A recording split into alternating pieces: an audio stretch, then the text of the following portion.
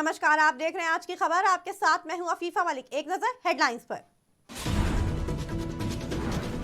BSP प्रमुख मायावती का जन्मदिन पर हर तरफ से मिल रही हैं बधाइयां। सीबीआई के हत्थे चढ़ा रिश्वत लेने वाला अधिकारी, आईआरपीएस अधिकारी को 50 लाख की रिश्वत लेते हुए किया गया गिरफ्तार। नेपाल में बड़ा विमान हादसा, काठमांडू से पोखरा जा रहा विमान क्रैश। पूरे देश में आज मनाया गया मकर संक्रांति का पर्व, आस्था में लीन दिखे श्रद्धालु। सेना दिवस पर बोले थल सेना अध्यक्ष जनरल मनोज पांडे, हम चुनौती से निपटने के लिए हैं तैयार। बीएसपी अध्यक्ष मायावती का जन्मदिन है। जन्मदिन के मौके पर बसपा सुप्रीमो मायावती ने पार्टी कार्यालय में प्रेस कॉन्फ्रेंस की। इस दौरान मायावती ने शुभचिंतकों, समर्थकों, कार्यकर्ताओं का आभार व्यक्त किया और कहा बसपा जन कल्याणी दिवस मना रही है बीएसपी अध्यक्ष मायावती ने विपक्ष पर जमकर निशाना साधते हुए कहा कि हमारी पार्टी को आगे बढ़ाने से रोका जा रहा है। हमारी पार्टी गरीबों और पिछड़ों की पार्टी है और आजकल के दौर में किसानों, मजदूरों के साथ अन्याय हो रहा है। भाजपा को घेरते हुए मायावती बोली कि गरीबी और महंगाई काफी बढ़ गई है। भाजपा ने हवाई घोषणाएं की हैं। सीबीआई ने भारतीय रेल सेवा के एक बड़े अधिकारी पर शिकंजा कसते हुए रिश्वत लेने के मामले में गिरफ्तार किया। पकड़े गए अधिकारी का नाम जितेंद्र पाल सिंह बताया जा रहा है और वो गुवाहाटी में सहायक क्षेत्रीय रेल प्रबंधक के पद पर तैनात हैं। उनके सहायक हरिओम को भी गिरफ्तार किया गया। जानकारी के मुताबिक 50 लाख रुपए की रिश्वत के मामले में ये कार्रवाई की गई। दोनों को रविवार को दिल्ली से उस समय पकड़ा गया जब वो रिश्वत ले रहे थे। रविवार को बड़ा विमान हादसा हो गया नेपाल में। विमान हादसे के बाद प्रधानमंत्री पुष्पकमल दहल ने कैबिनेट की आपात बैठक बुलाई है। प्रधानमंत्री दहल ने इस दर्दनाक हादसे पर गहरा शोक जताया और गृह मंत्रालय, सुरक्षा कर्मियों और सभी सरकारी एजेंसियों को तत्काल बचाव और राहत अभियान चलाने का निर्देश दिया है। जानकारी के मुताबिक येती एयरलाइंस का विमान नेपाल की राजधानी काठमांडू से पोखरा जा रहा था। एयरपोर्ट अथॉरिटी ने दावा किया है कि विमान हादसा मौसम की खराबी के चलते नहीं बल्कि तकनीकी खराबी के कारण हुआ। पायलट ने एटीसी से लैंडिंग परमिशन ले ली थी। पोखरा एटीसी से लैंडिंग के लिए ओके भी कह दिया गया था।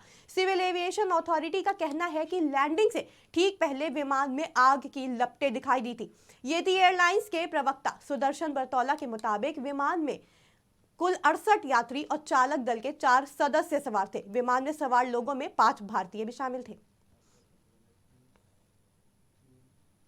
पूरे देश में आज मकर संक्रांति का पर्व धूमधाम से मनाया गया। आस्था में लीन होते हुए, धार्मिक परंपराओं को निभाते हुए श्रद्धालुओं ने इस पर्व से जुड़ी मान्यताओं को पूरा किया। देश भर के पवित्र घाटों पर लोगों ने आस्था की डुबकी लगाई। आज के दिन स्नान, दान, पूजा पाठ के लिए काफी महत्वपूर्ण माना जाता है। साथ ही तिल का दान और सेवन भी बहुत महत्वपूर्ण है। आज के दिन सूर्य उत्तरायण होता है। इस मौके पर हिंदू धर्म में दान और आस्था, पूजा अर्चना और भक्ति देखने को मिलती है।